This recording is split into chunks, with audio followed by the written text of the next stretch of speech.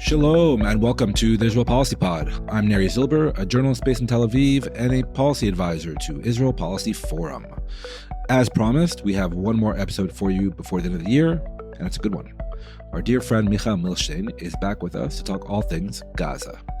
Where do things stand now on the ground after over 2 months of ceasefire, just ahead of next week's expected meeting in Florida between Prime Minister Benjamin Netanyahu and President Donald Trump, and before what many people expect will be a move to phase 2 of the Gaza ceasefire deal in the new year? Lots to discuss with Michael, who is of course a colonel in the IDF reserves and the head of the Palestinian Studies Center at the Dayan Center at Tel Aviv University. Michael was also previously the head of the Palestinian Arena in military intelligence here in Israel and an advisor to the IDF general responsible for the Palestinian territories. This will actually be, in actual fact, our last episode of the year, so we'll see you all in 2026. But before we get to Michael, we have to send our thoughts and prayers and condolences to all those killed and injured in the horrific terror attack in Sydney, Australia, 8 days ago. We're recording this on Monday evening Tel Aviv time, so Hanukkah just ended here in Israel. I think the memory of the tragic Sydney attack on the first night of Hanukkah 2025 will be with us for a very, very long time. After the attack, I saw an image shared online which went viral, or went viral again. It's not a new image, far from it. You already know the one. It's a black and white picture of a menorah sitting on a windowsill of an apartment. In the background across the street, you can see a Nazi flag flying above a building. Turns out the picture was taken during Hanukkah 1931 in the northern German city of Kiel. What I didn't know until last week, though, is what the taker of the picture, Rachel Posner, the wife of the local rabbi, had inscribed on the back of the picture, the actual physical picture, for those youngins listening. The inscription went thusly: "Death to Judah, so the flag says. Judah lives forever, so the light answers." That's what Rachel wrote on the back of the picture, an act of what I can only describe as lyrical defiance. I never knew that. I never knew about the inscription. I also never knew what the fate was of the taker of this famous picture.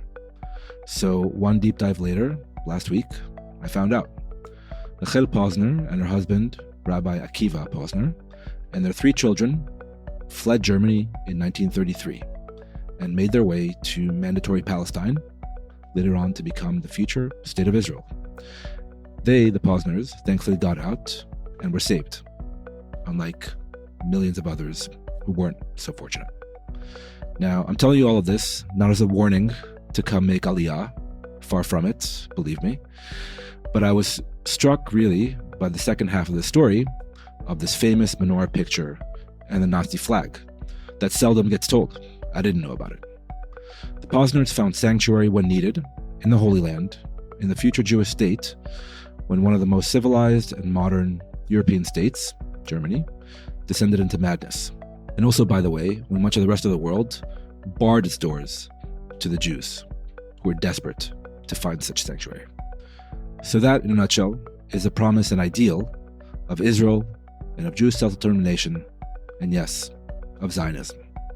Not the caricature that some outside of Israel would have you believe, especially these days, and also some inside of Israel as well, who have taken Zionism and turned it into something unrecognizable. May the memories of all those lives needlessly stopped short, and tragically stopped short, in Sydney, Australia, be a blessing. Let's get to Michael Milshtein.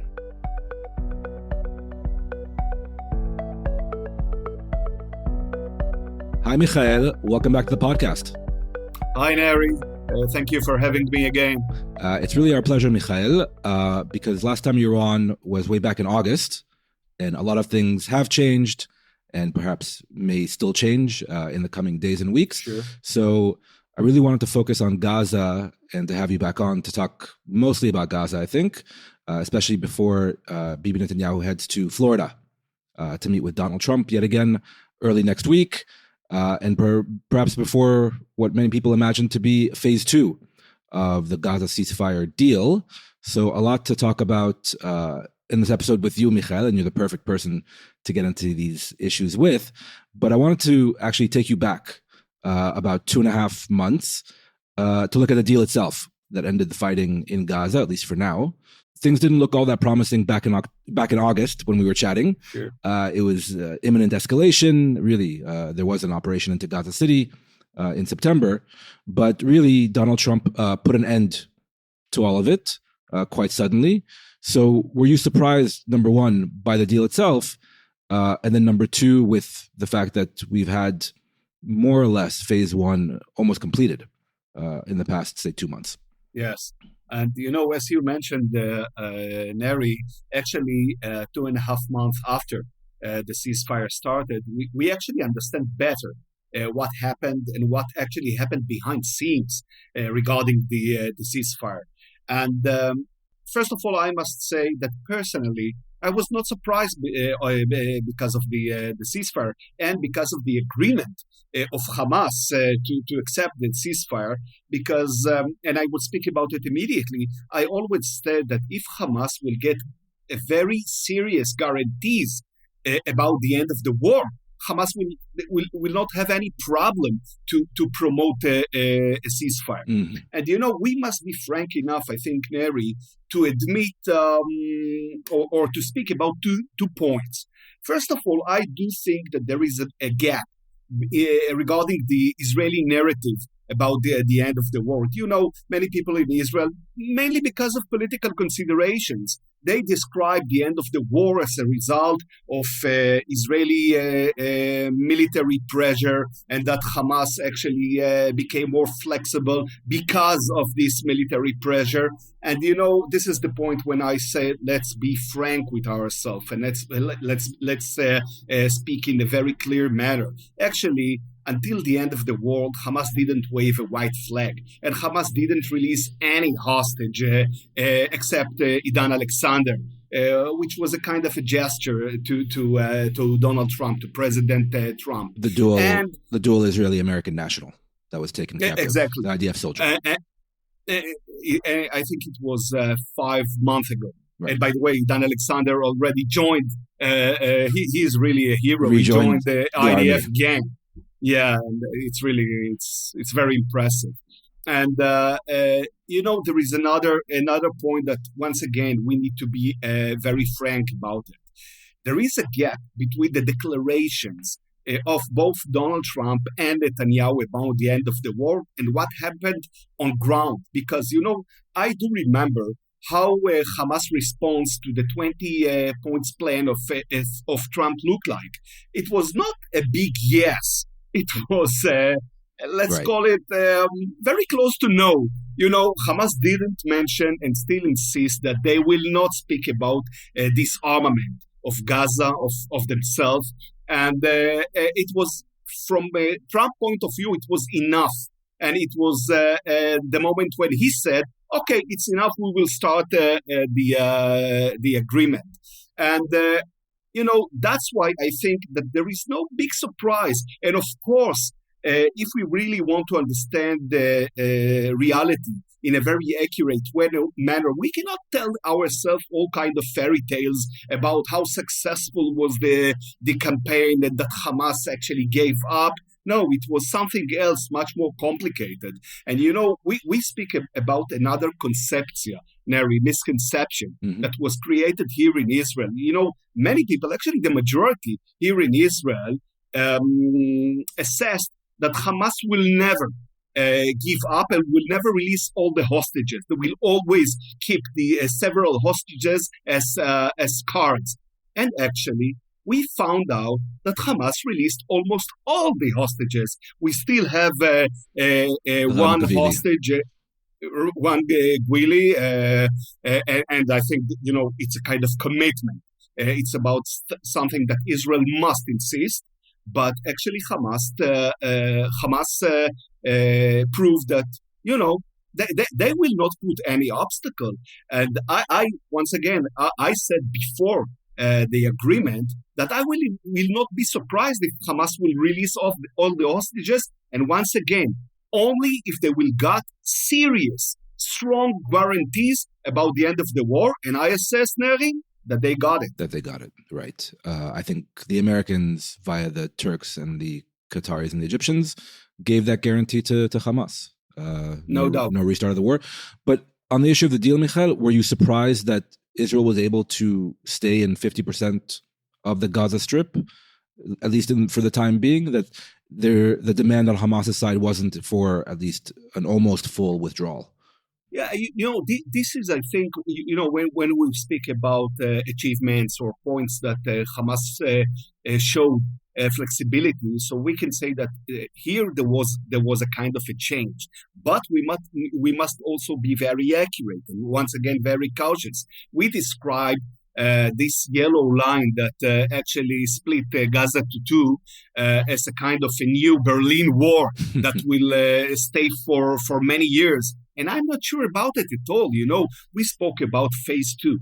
I assess, I do not know for sure, but I assess that if President Trump is really eager and is really serious to promote phase two, maybe Israel will stand in front of pressure very soon to expand the withdrawal, and maybe we will find ourselves not in the yellow line, but in the blue line, very close to the 67 borders. So many things that seems to us as strategic achievements more than 2 months ago, maybe they're actually a kind of provisional developments, and maybe they will be changed very quickly.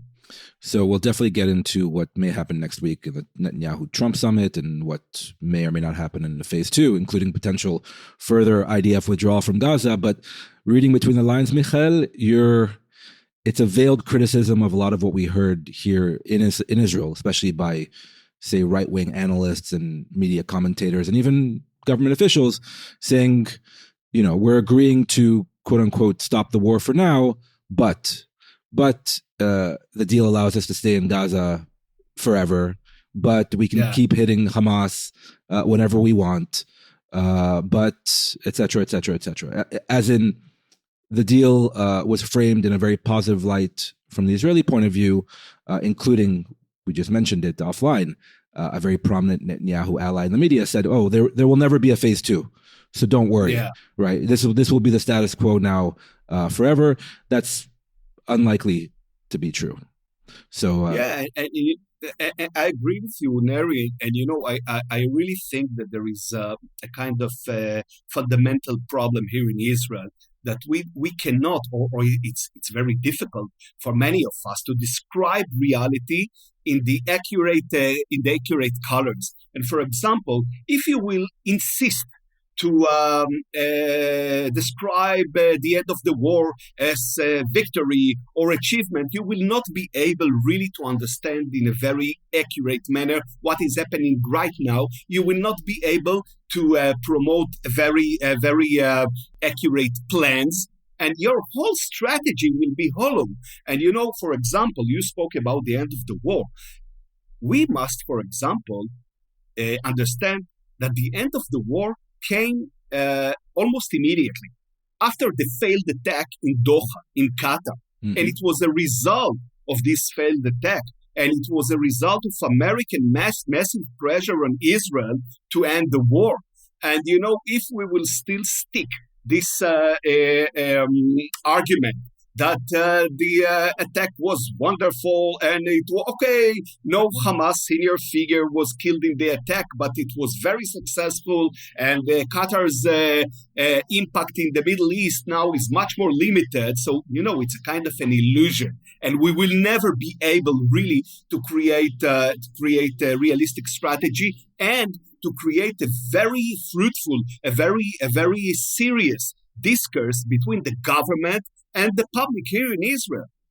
Right. To level with the public, total victory, as the Prime Minister has been promising for 2 years before the ceasefire, was not achieved. And Michael, you've been on this podcast enough over the past 2 years to explain how decidedly unrealistic that bombastic and goal we was. both remember, Neri, that we said that this term, total victory, it's something that you cannot really achieve. It's not only a very tricky term, it's something that will really cause you a damage. And that's what happened, actually. Yeah, I mean, it was useful for this government politically to hold it out until it became non-operative when Donald Trump wanted to end the war before Hamas's complete destruction, complete demilitarization, all of that, which we'll touch on in just a second. Michael, I'm curious to take us to the present. So the ceasefire has been in place, like we said, for 2.5 months. The IDF holds half of Gaza. This yellow line splits Gaza in half. The IDF sits on that line.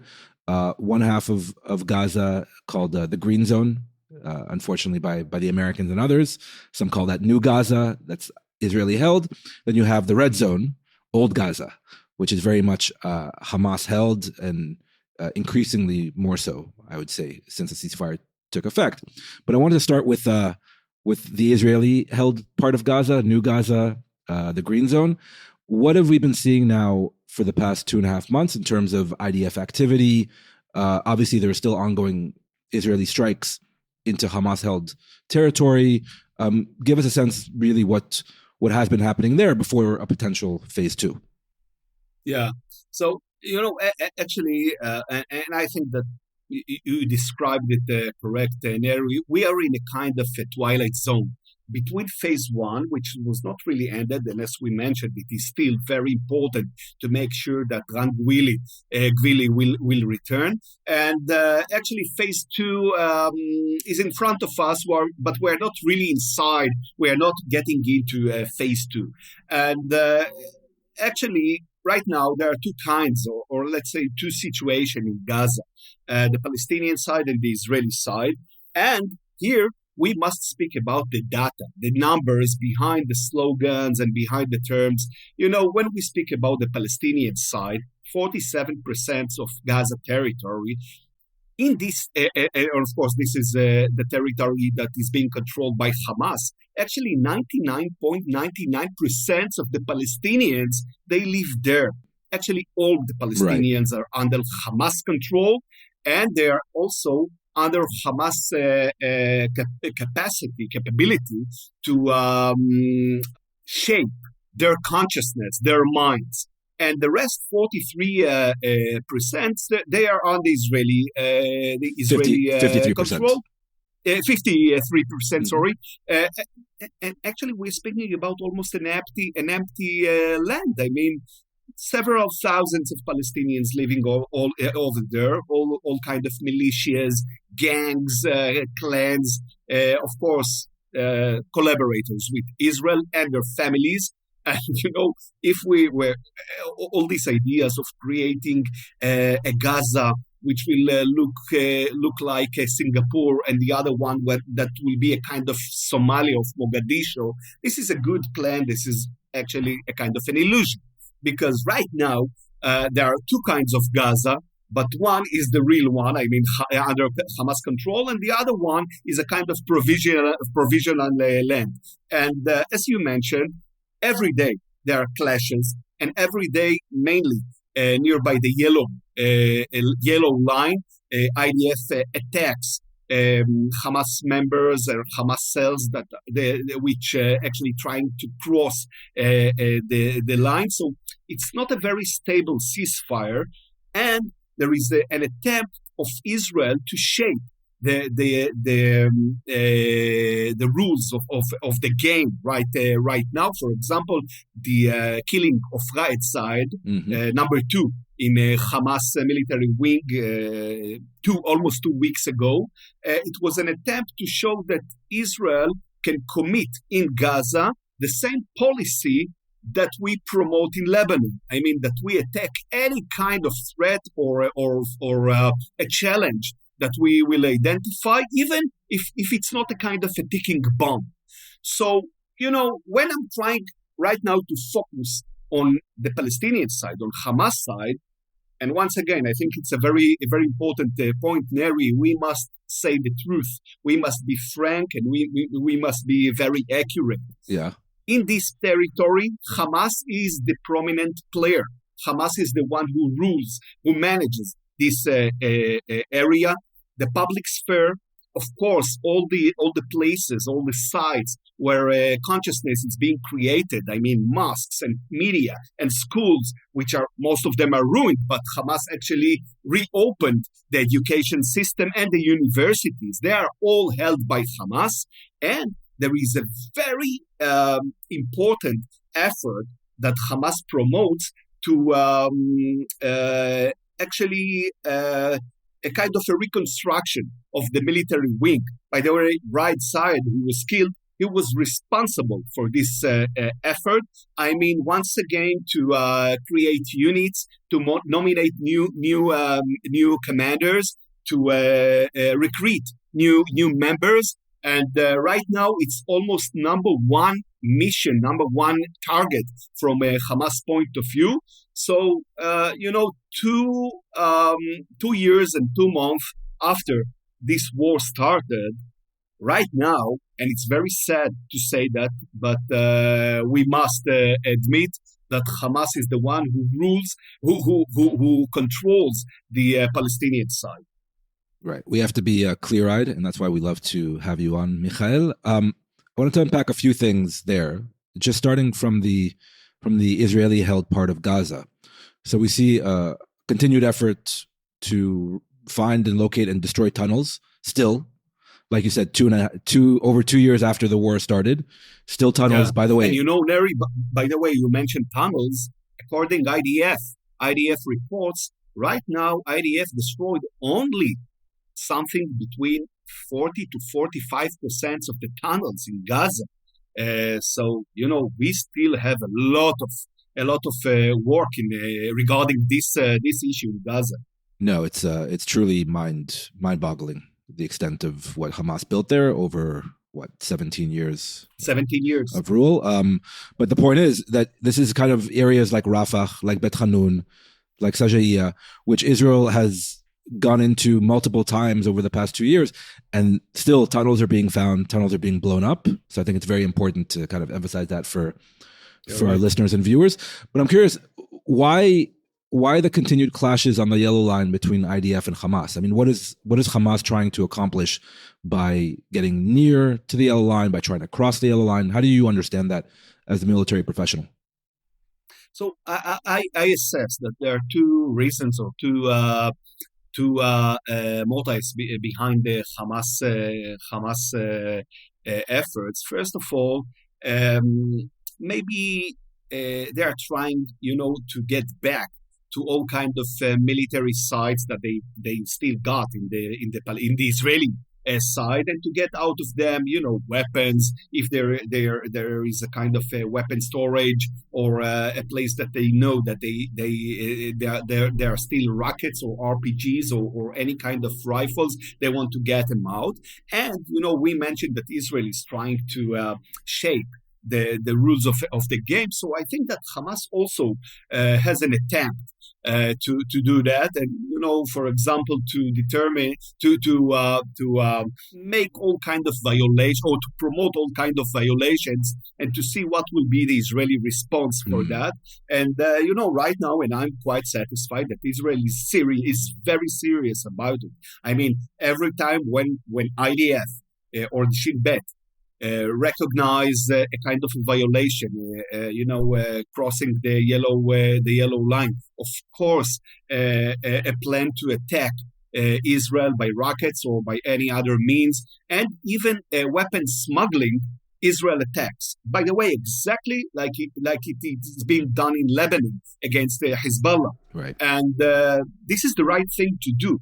The main question here, and we saw what President Trump's response was after Right Side was killed, was a kind of question mark about the future. The Americans weren't too thrilled. They weren't too thrilled about it. And this is the main, it's a kind of a challenge and a kind of dilemma for Israel regarding the future. Will Israel be able really to repeat this attack of, for example, against senior figures in Hamas in the future? Will President Trump permit Israel to promote such moves? For example, if he will announce that phase 2 already started and we are in a kind of a new reality, I'm quite sure that there must be a kind of a very serious dialogue between Israel and the American administration about it before we will find ourselves in all kind of very problematic situations when we will see Hamas getting stronger, we will see new headquarters, new commanders, new units, and we will not be able to attack them. And we actually we will witness a kind of recover or a kind of reconstruction of Hamas in Gaza. So this brings me to my follow-up question about the present and also looking at the future, Michael. Look, Hamas crawled out of their tunnels, and like you said, they reasserted control, and especially over the population and over the economy, over the schools and mosques. And they also went after any opponents and dissidents, and we saw very gruesome videos and images of people getting executed in the streets. So is there no pocket of resistance, opposition in old Gaza or even new Gaza to Hamas rule? I mean, the organization has been weakened over two plus years of fighting the IDF, but you're saying that they're I don't want to say back to business as usual, but they're reconstituting themselves. Yeah, and I will answer in a very very short manner, Neri. No, Hamas today has no challenge. I mean, no serious challenge. Of course, not in the Palestinian side. And you mentioned all these brutal executions of, by the way, they were not only collaborators. There were all kinds of clans and gangs that dared to challenge Hamas during the war. They were involved in looting humanitarian aid, and they created all kind of independent enclaves, mainly in Gaza City. And Hamas immediately after the ceasefire started, they made it very clear: everyone who is involved in such things, he will be executed. So right now, we cannot speak about any kind of enemy, any kind of rival to Hamas in the Palestinian side. In the Israeli side, and right now, at this point, I was very critical, and I will be very critical. Continue to be critical. Without criticism, we cannot really, once again, promote any kind of realistic policy. About a year ago, Israel decided to promote a kind of project of supporting clans, supporting gangs, supporting militias like the Abu Shabab in Rafah area. Mm-hmm. And there was a kind of ideology behind this project that maybe they will be the alternative to Hamas. They will represent a kind of a new ideas, new ideology, much more moderate, and they will bring peaceful, calm, new, positive reality to Gaza. And it's okay to cause a damage to your enemy, but don't create illusions. All these gangs, or actually almost all these gangs, first of all, they are very weak. We speak about something between several hundreds to, the maximum several thousands of members. I mean, a lot of groups. They are not united. All of them are their basic reputation in the Palestinian discourse, in the Palestinian street, is very negative as collaborators. Many of them were involved in criminal activities. Many of them were involved in terror attacks against Israel. And, I really don't understand how in the Israeli decision making circles, we decided that, they will challenge Hamas. And, it shows, I think, this is my assessment, Neri, it's a kind of a proof or reflection to two problems. First of all, is that we learn nothing from history. In our own history, in the Israeli history, we had many cases like the Abu Shabab. I mean, the phalanx in Lebanon and the South Lebanese army, mm-hmm. and the association of the villages in the West Bank. And, they all failed. They all collapsed. And it was not a surprise for someone who insisted to learn from history.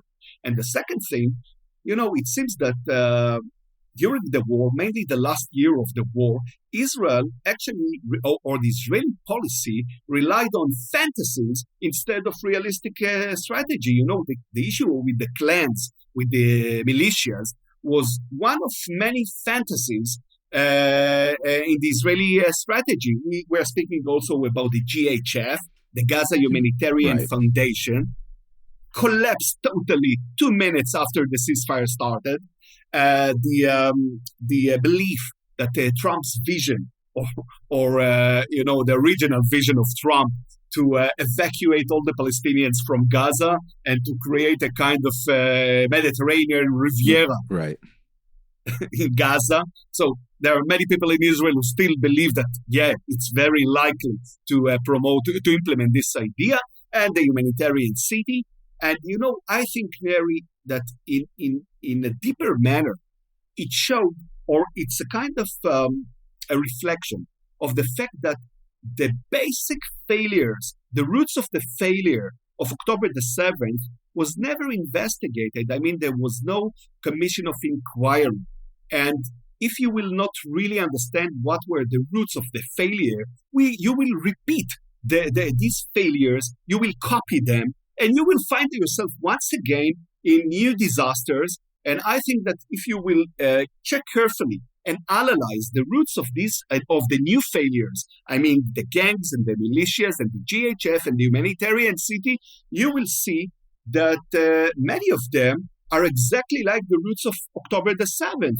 I mean, the belief that you can engineer reality and that you can really change the minds of people by using money and economy. And, it really, it shows that you didn't really improve your basic understanding about Hamas, about Gaza Strip, about the Middle East. So that's both a very good and very bad transition to look ahead at the future. Israel Policy Forum is a policy organization rooted in the Jewish community.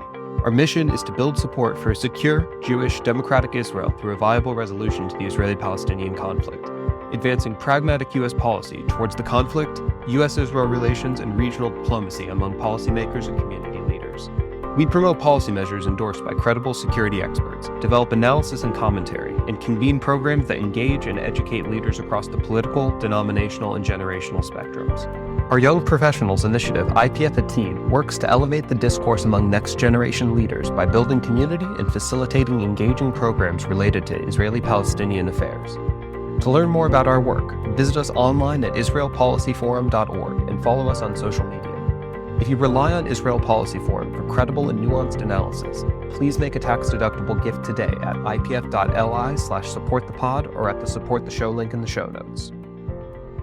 I'm very curious. I mean, maybe you already gave the answer, but in terms of this U.S.-led push to actually get phase 2 going, and everyone that I've spoken to, at least in the American side, is adamant that there will be a phase 2, whether in terms of governance, the establishment of a board of peace to help run Gaza, the raising of a multinational peacekeeping force, the ISF, the International Stabilization Force, that countries will volunteer troops and that it will be deployed also in January, reconstruction, Hamas disarmament, further IDF withdrawal. I mean, all of this, according to the actual plan, will be part of phase 2. Now, that's right. The Americans are nothing if not big thinkers. And so they remain optimistic. But in terms of our actual lived reality in the Middle East, Michael, I mean, just your first initial thoughts about what the Americans want to do as part of phase 2. Are you cautiously pessimistic? Are you very pessimistic? I mean, I'm shading your answer a little bit, but I want to get your professional sense of, okay, in January, we may see some movement towards something. Will it work?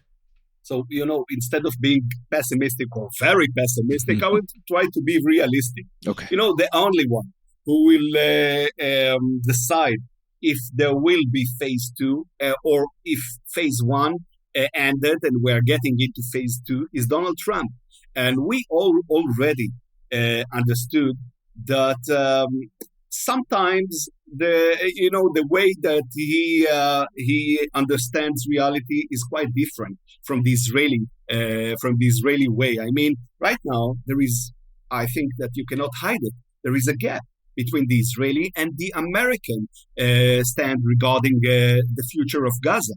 Right now, the main willingness of Netanyahu is to return to war.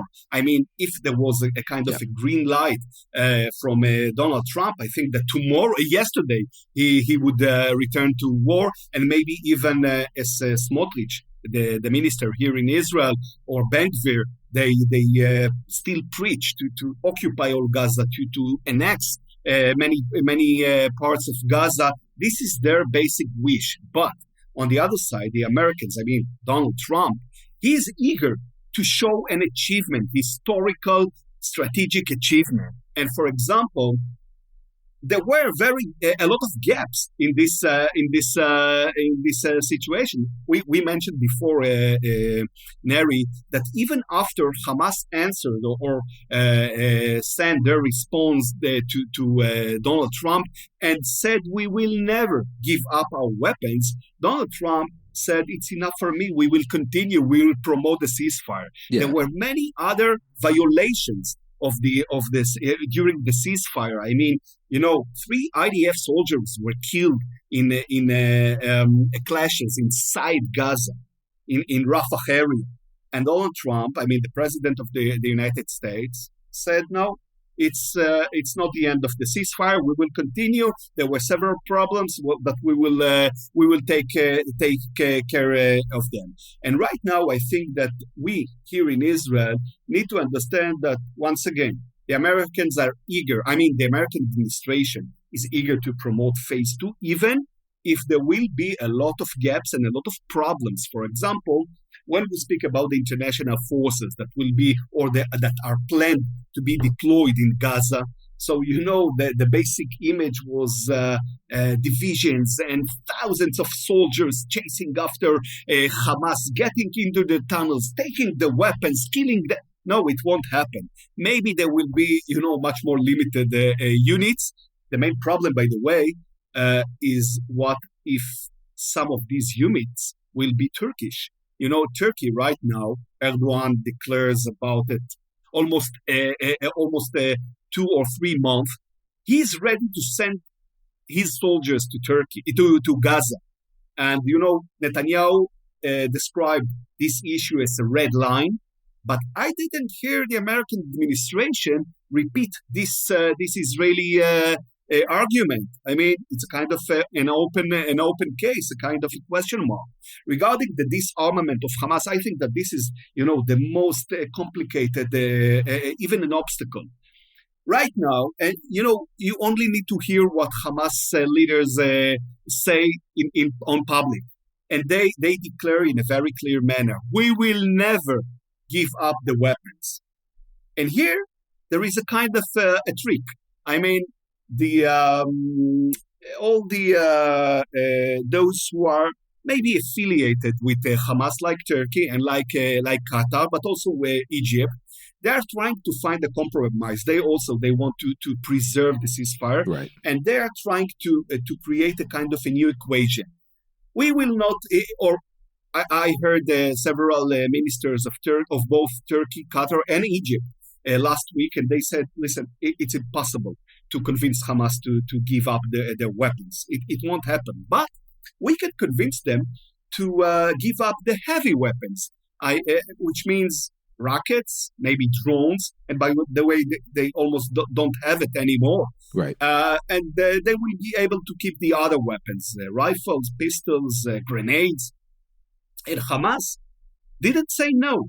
And I think that they will try to convince President Trump that this is a good answer. And this is the implementation of what you, President Trump, said.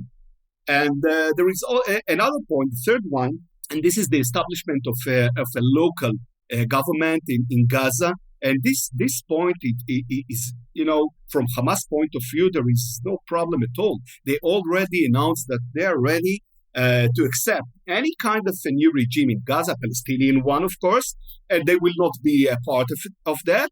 And, they agree, or they're ready to accept that only because one thing, they assess that it's not a threat from their point of view. I mean, they want to establish the same model as Hezbollah in Lebanon. I mean, a kind of a very weak formal government, and behind scenes, they will be able to preserve their impact, to preserve their weapons. And I think this is the target that Hamas want to promote. So a state within a state, a Hezbollah model. Yes, they've been saying for years, they're willing to hand over the keys to Gaza to let someone else pay the civil servants and keep the lights on, let them focus on what they want to focus on. But I'm curious, and pay for everything. Right. I'm curious, Michael. So this Egyptian idea of going after the demilitarization and demobilization of the heavy weapons, right? Will that not be good enough for both Israel and for you in terms of, reaching the goal of disarmament, which, even the Americans, the ever optimistic Americans say, okay, it's a precondition for everything else that we want to do in Gaza, real disarmament or at least demilitarization of Gaza. And there's a difference. So is this Egyptian and / other idea not good enough? Or like you said, is it a trick?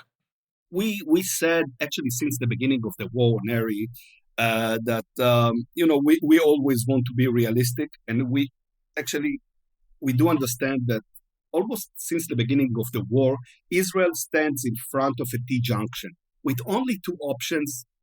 The two are bad, and we need to choose the least worst alternative. And right now, there are two alternatives. First of all, to occupy all Gaza, as Smotrich and Ben-Gvir demand. And, 2 months ago, it was a kind of, dilemma. Right now, when Donald Trump says one big no about this option, it's even risky. This option is very risky, and not only because of all the things or the damage that would cause to Israel from the economic, political, even the security points of view. To restarting the war and going in and reoccupying everything, and as the prime minister here has said, disarming Hamas either the easy way or the hard way. So I think that's what he's alluding to, right? A renewed offensive to get the job done, to achieve total victory. Yeah, absolutely. Maybe you will be able to implement this target of, eradicating the governmental and the military capacities of Hamas, but you will pay such a heavy price.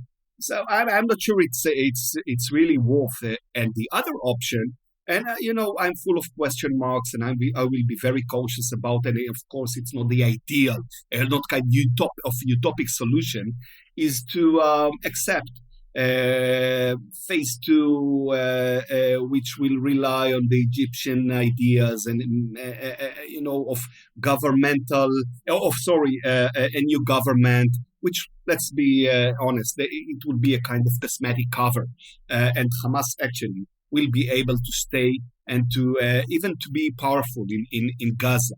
But I think that at this point, after we described quite sad and negative situation, Israel need to insist on 4 principles and to make sure that they will be kept. First of all, the freedom of action.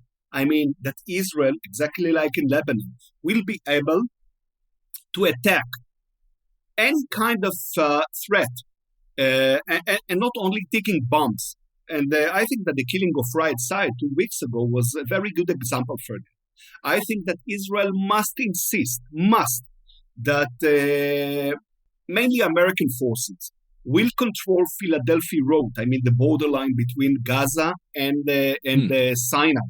This was the gate that was used by Hamas to smuggle a huge arsenal of rockets and other weapons, and this was the measure. This was the way that they enabled them to turn themselves to an army. Right. So I think that we cannot speak, of course, not about Palestinian control over there, but on serious American control in Philadelphia Road and in Rafah border crossing. I think there are two vetoes that Israel must keep. First of all, a veto regarding any figure that will be nominated to the Palestinian government in Gaza, and that Israel will find and will show that is affiliated with Hamas, or maybe even a member of Hamas. And the other thing, the other veto is regarding the international forces. For example, we mentioned the Turks. Israel must insist that Turkey will not be, you will not see Turkish units, Turkish soldiers, Turkish weapons nearby the Israeli-Palestinian border. I think it's a kind of a risk. And I think that if Israel will promote clever, flexible, realistic policy, of course, a dialogue, by the way, not only with the American administration, but also with Egypt, maybe Saudi Arabia. So maybe we can implement these four principles. And, another thing, Neri, I think that if Israel will accept this very complicated situation in Gaza, it will enable Israel to promote efforts regarding two other strategic threats. Lebanon and Iran. You cannot really promote three arenas, three conflicts in the same time, and insist that you will, in every arena, you will implement all the goals you want. Right now, I think that Israel need to make it to prefer or to prioritize that Iran right now is the first priority from its strategic point of view, and then Lebanon, and then Gaza. But if we really want to focus and we really want that there will be a kind of international support and, of course, internal support of any future campaign, any future military effort in Iran and in Lebanon, so we must promote much more clever policy regarding Gaza. Very, very interesting, and also a good point. After 2 years of a multi-front war, I don't know if it was sustainable a few months ago before the ceasefire, but to have it kind of be open-ended indefinitely, it seems like a lot to ask. Although, as you know firsthand, and as I've heard as well, I have friends who have been called up to reserves, whether in Gaza or in Syria.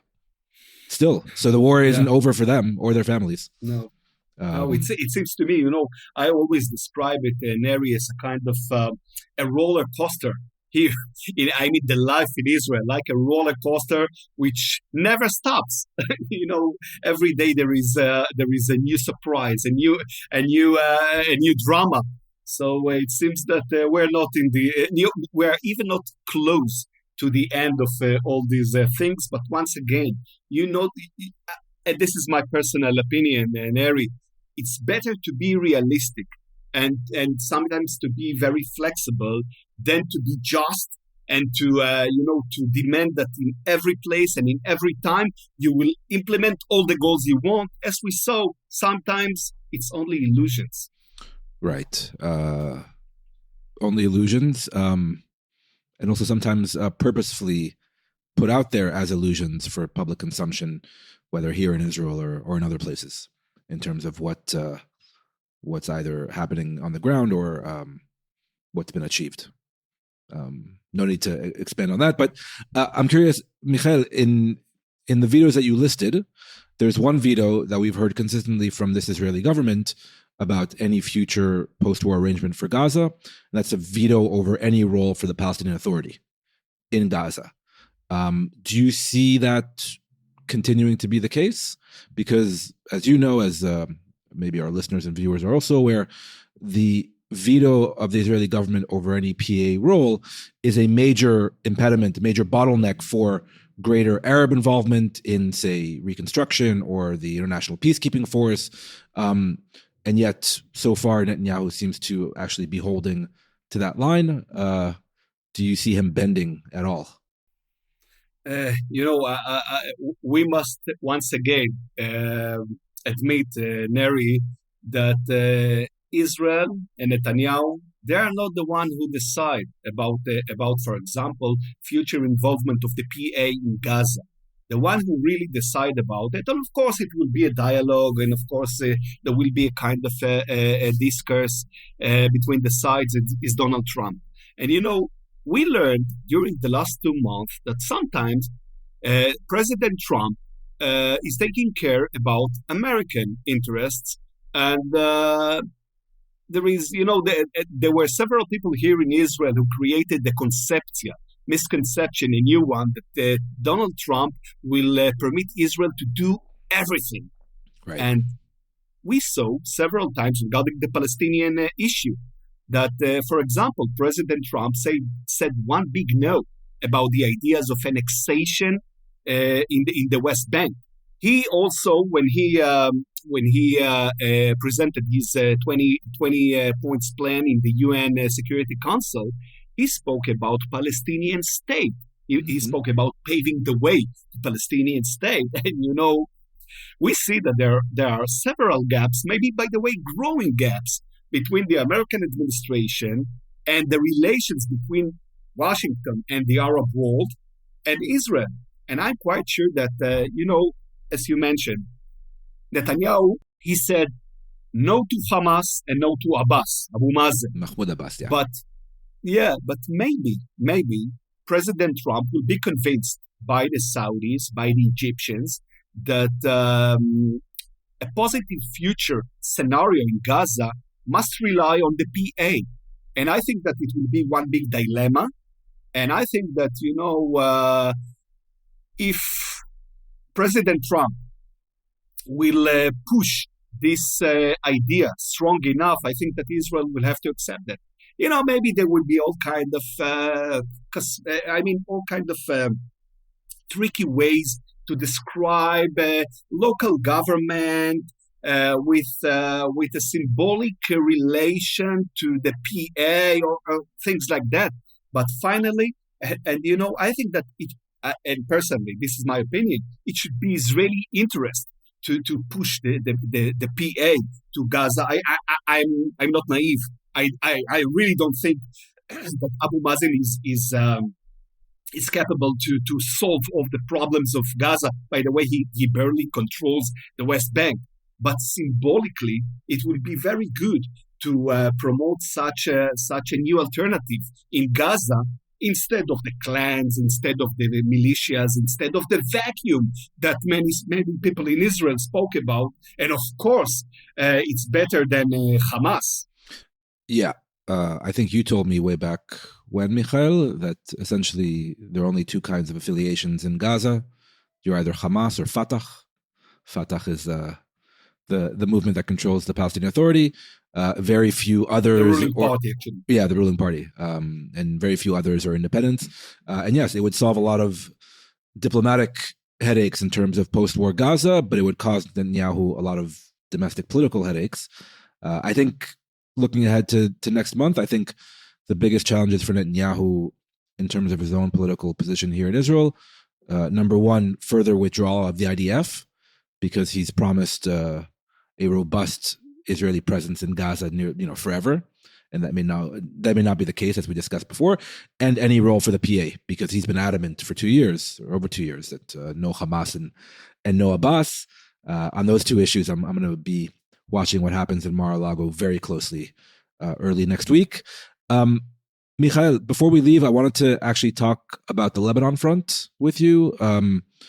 We hear more and more chatter from here in Israel about the possible quote-unquote need to escalate attacks in Lebanon because the Lebanese army isn't getting the job done disarming Hezbollah in Lebanon as part of the ceasefire deal that ended the war there back in November of 2024, and that Israel is willing to kind of escalate in Lebanon even at the risk of multiple days of, say, open warfare. So how seriously do you assess this Israeli threat of doing more militarily in Lebanon and the threat of escalation really on the northern front after, most of the attention of the past year has not been on Lebanon. It's been in Gaza and then in Iran, also to a certain degree in the West Bank. So Lebanon kind of got lost in the shuffle for a year plus. Is it going to make a comeback? It's a very, very serious dilemma, and I'm really concerned about what is happening in Lebanon, Neri. First of all, I think, and by the way, many Israelis think that the campaign in Lebanon against Hezbollah was the greatest strategic achievement of Israel during the war. I mean, Hezbollah was really number one enemy of Israel on the eve of October the 7th. And, it was this organization was almost smashed during the war. The military achievement was really dramatic, and all the operations were really brilliant. And we need to preserve this achievement. And Israel witnessed during the year since the ceasefire in Lebanon last November that although this organization, Hezbollah, suffered really very, very severe damage, this organization is trying to recover. He finds ways to get Iranian financial and military support, and I think that Israel cannot allow this scenario, and of course cannot wait for the Lebanese army. It's one big disappointment. By the way, there were so many hopes that Joseph Aoun, the new president, and the new government, and the American support, they will enable this entity. The government of Beirut to promote successful moves against Hezbollah, but unfortunately, they were all failed. I really hope that the diplomatic, political efforts that are being promoted right now, mainly, by the way, by the American administration, will succeed to promote. I will explain what is the target and what is the solution, I think, for the problem of Lebanon, to make sure that South Lebanon, between the river of the Litani and the Israeli border, will be clean of Hezbollah, will be clean of military threats of Hezbollah. And I think that Israel needs to give the political, diplomatic effort a chance. Maybe something will happen, because I don't think that Hezbollah right now really wants dramatic or broad escalation. But if not, and if it will not succeed, I think that Israel will have no choice but to promote ground maneuver, limited one, to the places nearby the border, to South Lebanon, to make sure that all the places nearby the border, they are clean of threats. And I think that in order to promote this dramatic move, we first of all must have a kind of internal legitimacy, and I'm quite sure that the Israeli public stands behind such a move, in contrary to Gaza. Right. And of course, we need international support, and mainly American support. And we are getting back to Gaza. We will not be able to get such a support, and also, of course, the support that is needed in order to promote moves against Iran, if we will still be very stubborn, and we will stick in all kind of not very important issues regarding Gaza. So, you need to maneuver, and you need once again to prefer and to determine what are the first priority targets, arenas. And once again, I do think that Lebanon and Iran, they are the most important right now, and only after that Gaza, and of course, we can speak after that about Syria and Yemen and even the West Bank. But first of all, the two arenas that were left open, Iran and Lebanon, we must make sure that we will not return to the same period like on the eve of October the 7th. So with that very sober assessment, we'll have to end it there, Michael. I think we could go for another half an hour just talking about Lebanon and Iran like we did in Gaza, but we'll save that for next time. This is the last episode of 2025. So, we were all hoping for, let's say, a quieter and saner 2026. Sure. But we could only hope, I suppose. Let's hope. Let's hope. So thank you as always, Michael, and we'll talk to you soon. Thank you once again for having me, Neri. My pleasure. Take care. Okay, thanks again to Michael Milshtein, as always, for his generous time and insights. Also, a special thanks to our producer, Jacob Gilman, our editor, Tracy Levy, and our assistant producer, Eden Jesselson, as always, and to all of you who support Israel Policy Forum's work. 'Tis the season, as they say, so do consider making a donation to Israel Policy Forum so we can keep being a credible source of analysis and ideas on issues such as these that we all care deeply about, including this podcast. And most importantly, thank you for listening, and a Merry Christmas and Happy New Year upcoming to all those celebrating.